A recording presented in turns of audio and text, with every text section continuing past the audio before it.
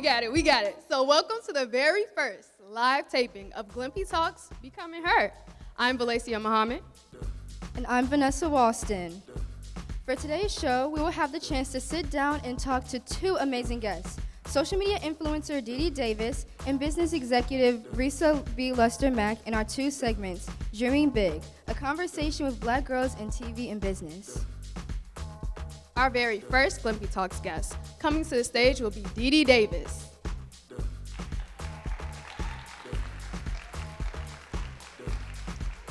Dee Dee Davis is known for her role as Babygirl in the very popular The Bernie Mac Show, and has expanded that to use her career as a social media influencer.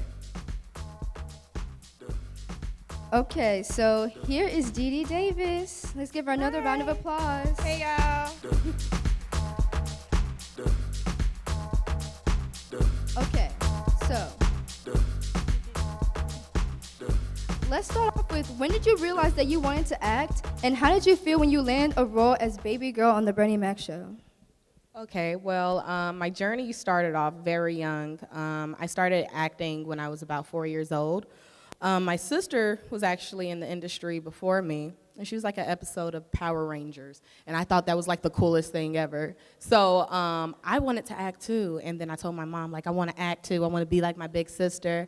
And I got an agency, and I remember I went out for the Bernie Mac Show, and we were rehearsing for the episode when he was like, give me some toilet paper, and I was like, it didn't go ding ding, and he was like, ding ding, baby girl, ding ding, stuff like that. So I remember when I got it, my family, they were just like, yay, high five and cheering. I'm 4 years old. I'm just sitting here like, what's happening?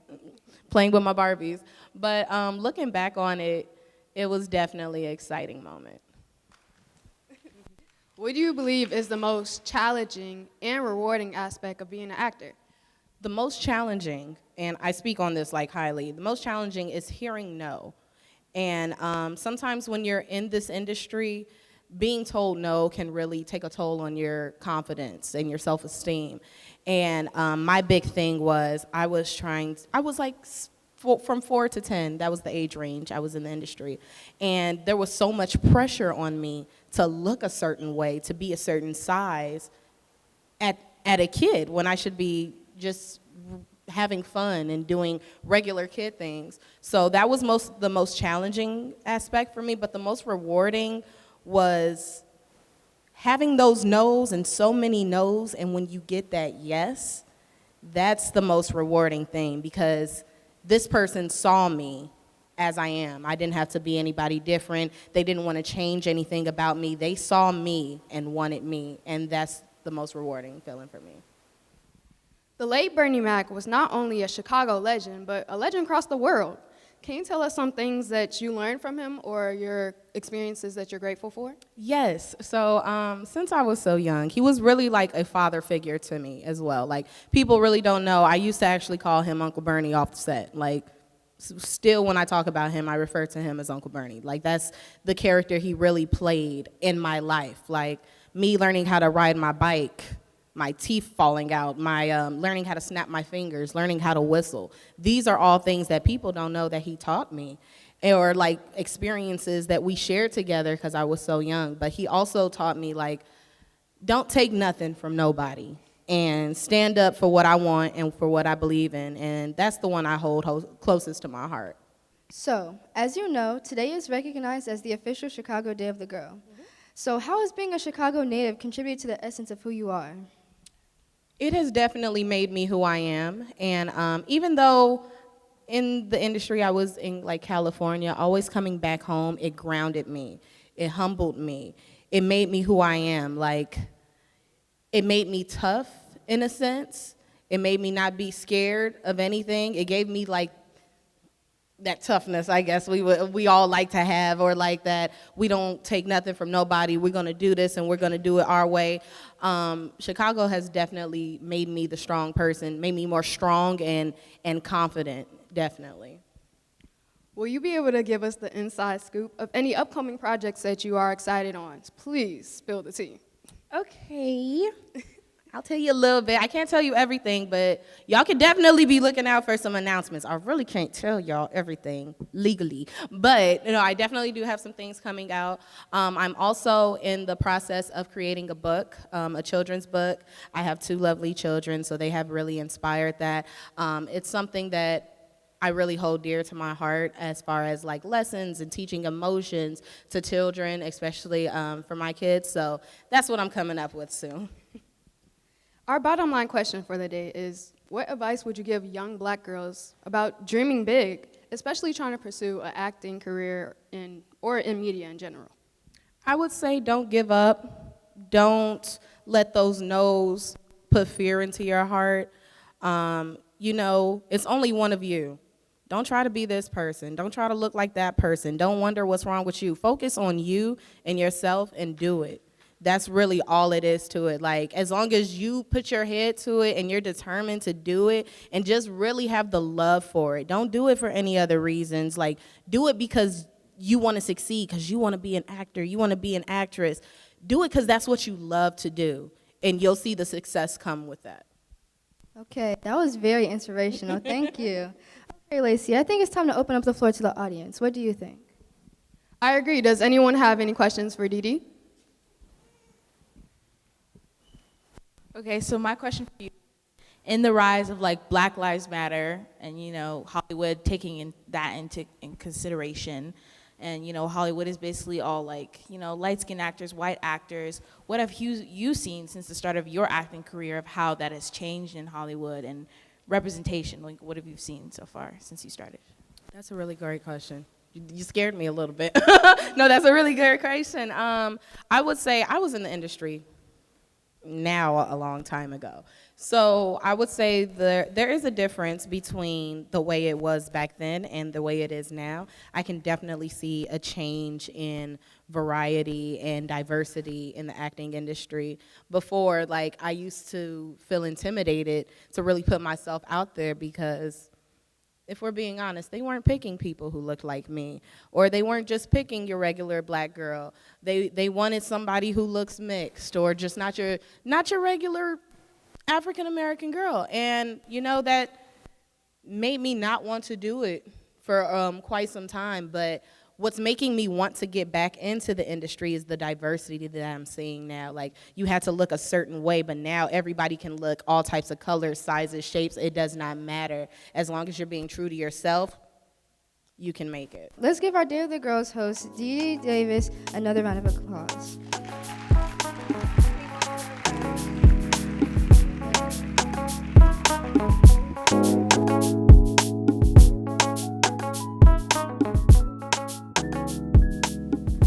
Now, coming to the stage for our second segment of Dreaming Big, a conversation with Black girls in business. We have business executive Resa B. Lester Mack.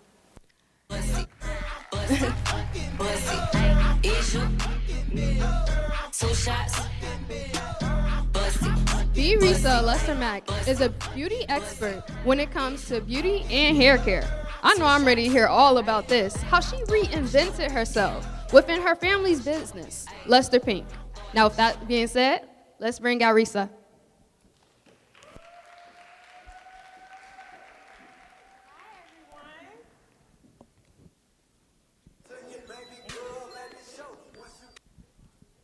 Hi, how y'all doing today? Good, y'all great. Okay, thank you so much, Resa, for being here with us today. You are a third-generation Lester and granddaughter of Lester Products founder Fred Lester.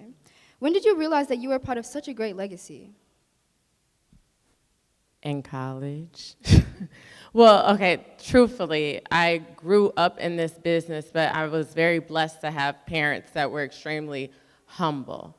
My dad, I joke around and tell people all the time, if I asked for something that cost $1, I had to give him a million reasons why I needed it. So when I was in college, I knew I always wanted to go into beauty and fashion, and my goal was to go to live in New York after graduating. And I had a professor who was African American who was like, wait, why would you do that if you're into beauty? Why wouldn't you go into the family business? My siblings and I were never forced to go into the business, which is something I encourage parents to do. Never force your child to fulfill your dreams that you didn't fulfill yourself. So in college, I pretty much then realized, like, whoa, this is a pretty big deal. But I'm very blessed for the way we were raised. What inspired you to have a career with Lusterland? And can you walk us through your experience working from an intern to now becoming the senior brand manager? Yes, what inspired me, like I said, we were never forced into the business. My father, when I was in college, asked me if I wanted to come on board and intern. But prior to that, I had interned at other places, and I had worked in retail. I love fashion, get the discounts when you in college. And so that was pretty much that. And then what it's like to work at Luster, that's it's busy. When you're a family member, all hands are on deck. So you do whatever you have to do for the company to keep moving forward. If that means that you have to mop, you'll do that. I mean, I don't have to, but if I had to, I would do that. And just being open-minded and making sure it's a great environment for so everyone wants to come to work. But I get to work, I try to do social media, which I'm not the best at, but I have to learn to be more consistent. So what you guys are doing on your social media, it's really great. You guys grew up with it. It kind of was introduced to us, my age group, a little bit later in life. So social media, I open my computer, I get to responding emails, I'll go speak with my dad, who's our president and CEO, and see what, else we could be working on, what's going on with the company. And it doesn't stop until I have to go get my kids, and then that's my second job, because I have two under two. Okay, so as a beauty executive, what's the most rewarding part of your role? So I don't know if a lot of people know this, but we manufacture and formulate everything at Lusterland. So we have a team of chemists who are of color that formulate everything. Then we have an in-house test salon where we test these products on thousands of heads before it's mass-produced and it enters the marketplace or a retailer or beauty supply store. So I'm very passionate about making sure we have products that deliver, making sure the hair is healthy, and so women or men could achieve whatever desired style they're looking to achieve. But that's the most rewarding part, making sure people have healthy hair. Because my grandfather didn't start this company to become a rich man. His goal was he would have clients, let me back it up. He was a barber on the south side of Chicago, and he had clients who would always come in and complain about having a dry, itchy scalp, and they couldn't find anything at their local stores to accommodate this issue. So he, from there, started mixing ingredients together in his barber shop, and then would pass it on to his clients, and then word grew around town about these Luster products. So he started selling the products out of the trunk of his car, and then Luster was officially established in 1957. Yeah, so. Okay, so I personally use your product, and I think it's amazing. So would you be able to share with us what your favorite products are from Luster Pink, and which products do you include in your daily hair care routine? Okay, so I love our Shine and Perfecting Gel, which you guys are going to be trying soon. I hope I didn't give it away. I love our Shine and Perfecting Gel. I love our hair growth oil. Oh my goodness, my hair has grown so much by using that oil daily. And I also love our co-wash, which is in our Shea Butter Coconut Oil collection. I love our co-wash. You could also use it as a conditioner as well. But I'm really a wash and go girl, but I use our Perfecting Gel to do my finger coils today. And me and my daughter are both wearing finger coils. Whatever I do to her hair, I do to my hair because it just makes the process easier. So those are my favorite items right now. What's your advice for Black girls about dreaming big, specifically young ladies that want to be in the entrepreneurship or career in business? And definitely I need to listen on this because I'm trying to expand my own fitness, like business and line, so I need your information. Don't give up. Keep going. You're going to be told no a lot, but just keep going. Don't give anyone that power to tell you it's never going to happen. And then don't get discouraged. Just let it go in one ear and out the other.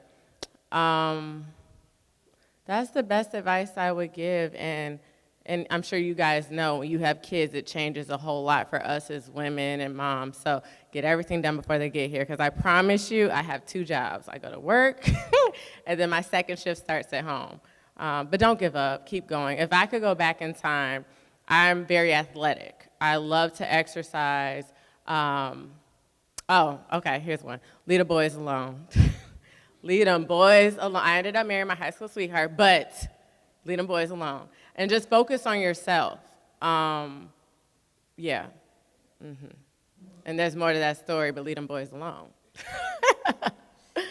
Okay, so our bottom line question is, as you know, today is the Chicago Day of the Girl. Would you be able to reflect on how it feels to be a part of this empowering day with Girls Like Me project?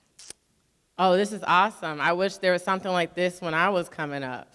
The fact that you guys are able to come together on a school day and just really the different programs that they offered today. There were performances, the amazing lunch you guys had. I'm happy that I was a part of it. I wish I had been here longer to actually get to connect to some of the girls, but this is a program my daughter will be a part of. She's only 2 right now, but I would love for her to be a part of this program. Let's thank our second guest, Resa B. Lester Mack, for sharing. Thank you, guys. Does anyone have any questions for audience?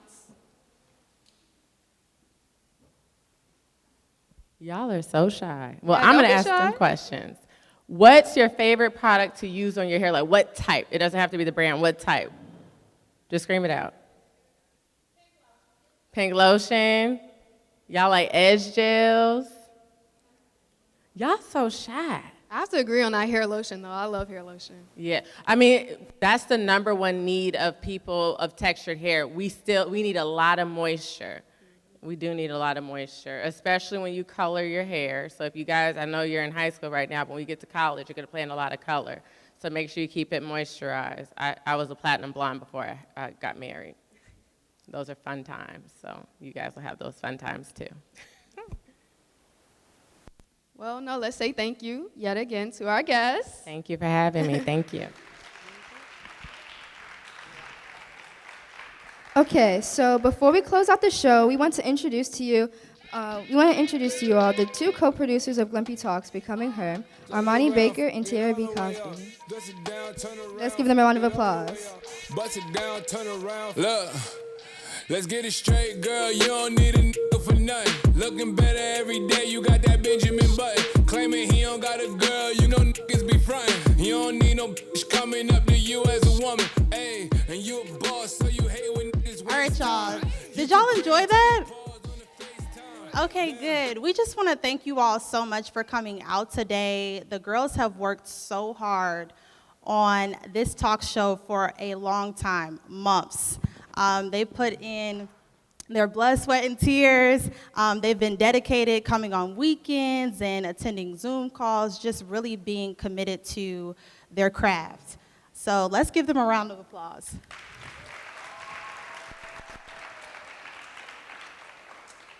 Yes, we want to thank the girls so much. Y'all did an amazing job. I know y'all was a little nervous backstage, but me and Armani are both so proud of y'all. We want to just give a thank you for all you all coming today, for the GLMPI steering committee, for Ms. Lakeisha, for putting this all together.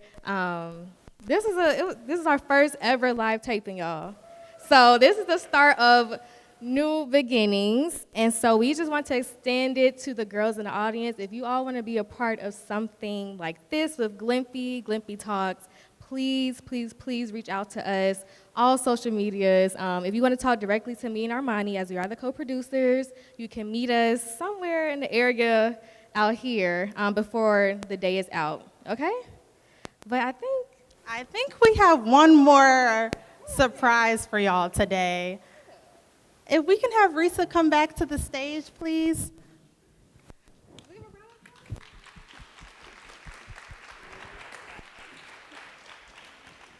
Of course, we want to gift you guys your own products from Luster's Pink. Oh, now y'all want to come. I should have started off like that. Yes, I'm super excited for you guys to try my new favorite gel by us. We worked very hard on formulating it. It's in our moisture maintenance collection, so you guys will get that, and you'll also get our iconic pink lotion. We just did a label update on it, so really excited for that for you guys. Thank you so much again for having us.